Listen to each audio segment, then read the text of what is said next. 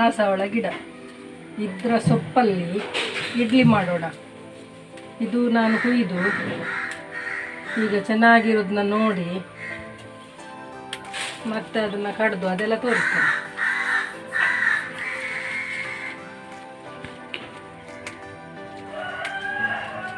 ಇದು ಬಿಳಿ ದಾಸವಾಳ ಸಿಕ್ಕಿದ್ರೆ ಒಳ್ಳೆಯದು, ಇಲ್ಲದಿದ್ದರೆ ಬೇರೆನೂ ಆಗ್ತದೆ. ಇದು ಹಳದಿ ದಾಸವಾಳ, ಆದರೆ ಬಿಳಿದು ಸಿಕ್ಕಿದ್ರೆ ಭಾರಿ ಒಳ್ಳೆಯದು.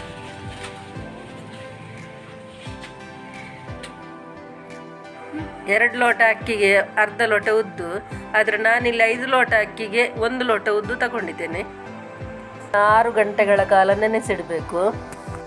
ಚೆನ್ನಾಗಿ ನೋಡಿ ಆಮೇಲೆ ತೊಳೆದು ಕಟ್ ಮಾಡೋದು. ಈಗ ನೋಡಿ ಇಟ್ಟಿದ್ದೇನೆ, ಇನ್ನು ಕಟ್ ಮಾಡುವ. ಇದನ್ನು ದಾಸವಾಳ ಸೊಪ್ಪಿನ ಇಡ್ಲಿಗೆ ನಾವು ಅಕ್ಕಿ ಹಾಕಿ ಇಟ್ಕೊಂಡಿದ್ದೇವೆ, ಅದು ಈಗ ಕಡಿಯುವ. ನಾನಿವತ್ತು ಕಲ್ಲಲ್ಲೇ ರುಬ್ಕೊಳ್ತಿದ್ದೇನೆ.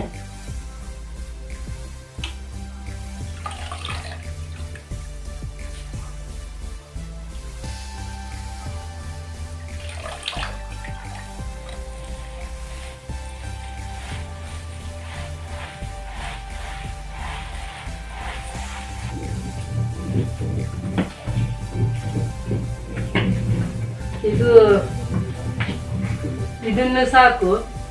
ಇದು ತೆಗೆಯುವ, ತೆಗೆದು ಒಂದು 6 ಗಂಟೆ ಕಾಲ ಇಡುವ. ನೋಡಿ ಈಗ ಕಡ್ದಾಗಿದೆ. ಇದನ್ನು ಕಲಸಿ ಉಗ್ಲಿಕ್ಕೆ ಇಡುವ. ಹೀಗೆ ಸರಿಯಾಗಿ ಕಲಿಸ್ಬೇಕು. ಮತ್ತೆ ಒಂದು 6 ಗಂಟೆಗಳ ಕಾಲ ಕಲಸಿಟ್ಟಾದ್ಮೇಲೆ 6 ಗಂಟೆಗಳ ಕಾಲ ಇಟ್ಟು ಮತ್ತೆ ಮಾಡುವ. ಬಂದಿದೆ. ಇದಕ್ಕೆ ನಾವು ಉಪ್ಪು ಸೇರಿಸಿಕೊಳ್ಳುವ. ರುಚಿಗೆ ಬೇಕಾದಷ್ಟು ಉಪ್ಪು,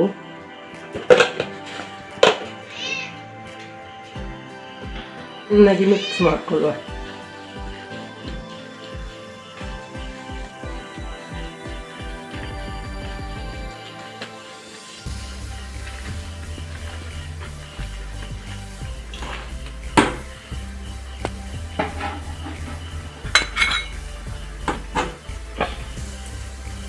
ಎಲ್ಲನೂ ಹೀಗೇನೆ ಹಾಕಿ ಇಡುವ.